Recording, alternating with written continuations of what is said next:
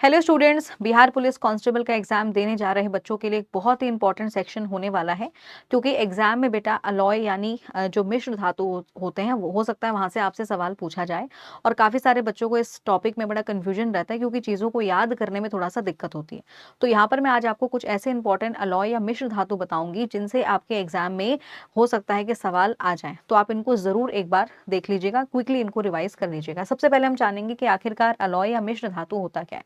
देखिए, मिश्र धातु जो होंगे वो एक तरीके से सामांगिक मिश्रण यानी एक होमोजीनियस मिक्सचर होगा जिसमें एटलीस्ट होना ये चाहिए दो या दो से अधिक धातु यहाँ पर मिले हुए होते हैं। दो या दो से धातुओं के अलावा यहाँ पर अधातु का भी मिश्रण होता है, अधातु को भी यहाँ पर ऐड किया जाता है, लेकिन बहुत ही कम मात्रा में किया जाता है। याद रखेंगे, इंपॉर्टेंट। ठीक है, अब यहाँ पे बेसिकली क्या है, ये कुछ लिस्ट है जिसको मैं आपके साथ यहाँ पे डिस्कस करूंगी। एक और चीज याद रखेंगे अलॉय के बारे में, क्योंकि अब पेपर में वन लाइनर की बजाय पेपर में सवाल आ रहे हैं स्टेटमेंट वाइज, तो हो सकता है कुछ इस तरीके से क्वेश्चन आपसे पूछे जाएं। जैसे अलॉय की अगर मैं बात करूं तो अलॉय जो होते हैं जनरली आमतौर पर धातुओं से ज्यादा मजबूत होते हैं। याद रखेंगे, अलॉय जो होते हैं अगर मैं बात करूं तो ये बेसिकली अपने घटक धातुओं की तुलना में अधिक कठोर होंगे। यानी ऑब्वियसली अगर हम अलॉय बना रहे हैं तो उसमें हम दो या दो से अधिक धातु को मिक्स कर रहे हैं तो वो ऑब्वियसली हार्ड होंगे।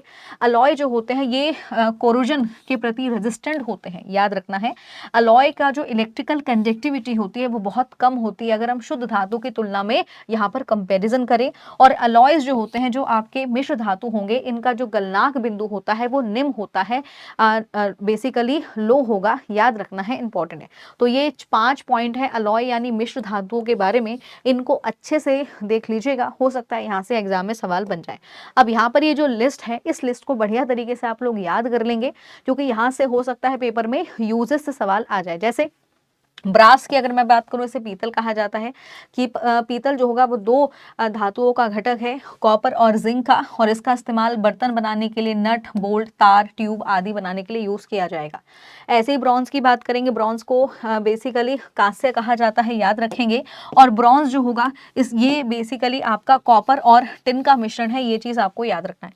इसका इस्तेमाल मूर्तियां, सिक्के, पदक, बर्तन आदि बनाने के लिए किया जाता है। उसके बाद स्टील की बात करेंगे, इस्पात की बात करेंगे, इसमें 99% आपका लोहा होता है और लगभग 0.1% जो है इसमें कार्बन ऐड किया जाता है। याद रखेंगे, और इसका इस्तेमाल होता है पुल बनाने के लिए, जहाज बनाने के लिए, मशीनरी को बनाने के लिए।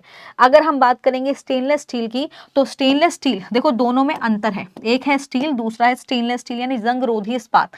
इसमें आयरन जो है वो लगभग आपका 73% होगा, क्रोमियम यहाँ पर ऐड किया जाता है 18%, इसमें निकल होता है 8%, और जो कार्बन है उसकी मात्रा 1% से भी कम रखी जाती है। याद रखेंगे, अगर आप स्टील को बहुत ज्यादा कठोर बनाना चाहते हैं तो उसमें आप कार्बन के प्रतिशत को बढ़ा सकते हैं। और ये जो क्रोमियम होता है ये बेसिकली जो आपकी स्टील होगी उसको जंग रोधी बनाएगा। याद रखना है, इंपॉर्टेंट है। स्टेनलेस स्टील का इस्तेमाल बर्तन, कटलरी और जो शल्य चिकित्सा यानी सर्जिकल इंस्ट्रूमेंट्स को बनाने के लिए यूज होता है। याद रखेंगे। उसके बाद बैबिट मेटल की बात करेंगे तो इसमें टिन होगा 90%, एसबी जो होता है वो एंटीमनी का सिंबल होता है, ये 7% होगा, कॉपर जो होगा वो 3% मिलाया जाएगा, तब आपका बैबिट मेटल तैयार होगा। बैबिट मेटल का इस्तेमाल होता है घर्षण रोधी जो लाइनिंग होती है उसको बनाने के लिए इसका इस्तेमाल करेंगे। डूरा एल्युमिनियम की बात करेंगे तो डूरा एल्युमिनियम जो होगा ये 4 चीजों से मिलकर बना है। एल्युमिनियम इसमें 95% मिलाया जाएगा, कॉपर 4%, मैग्नीशियम 0.5% और मैग्नीज 0.5%।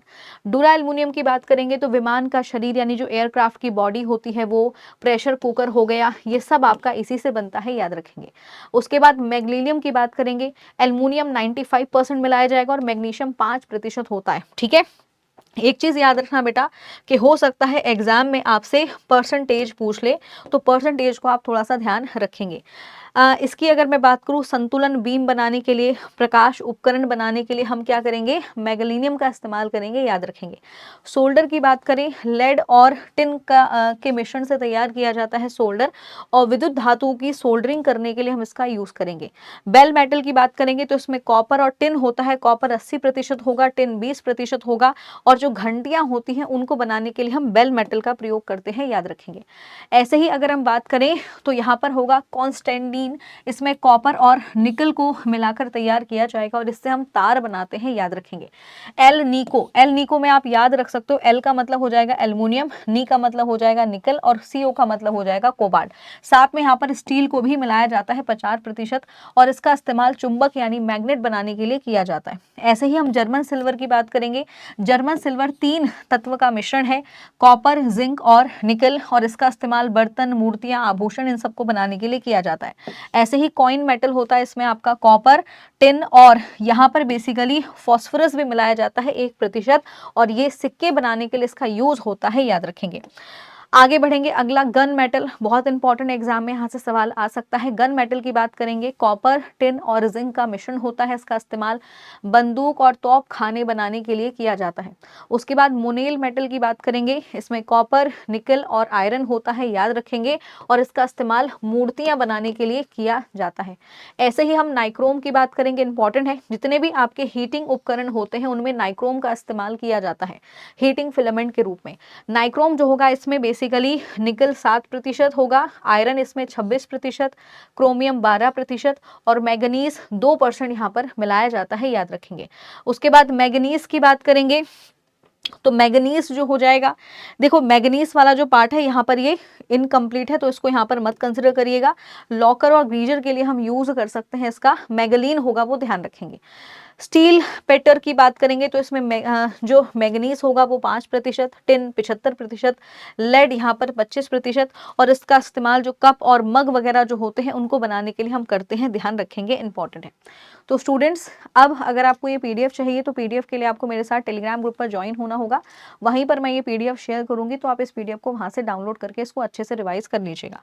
बाकी अगर आप लोग बिहार के किसी भी एग्जाम की तैयारी कर रहे हैं या फिर आने वाले टाइम में अगर आप तैयारी करना चाहोगे तो बिहार का ये महापैक है, ठीक है, तो बिहार के महापैक के साथ आप जुड़ सकते हैं। बाकी बिहार पुलिस ड्राइवर कांस्टेबल का भी हमारे पास बैच आ चुका है, तो अगर आप चाहें तो इस बैच के साथ भी कनेक्ट हो सकते हैं, ठीक है।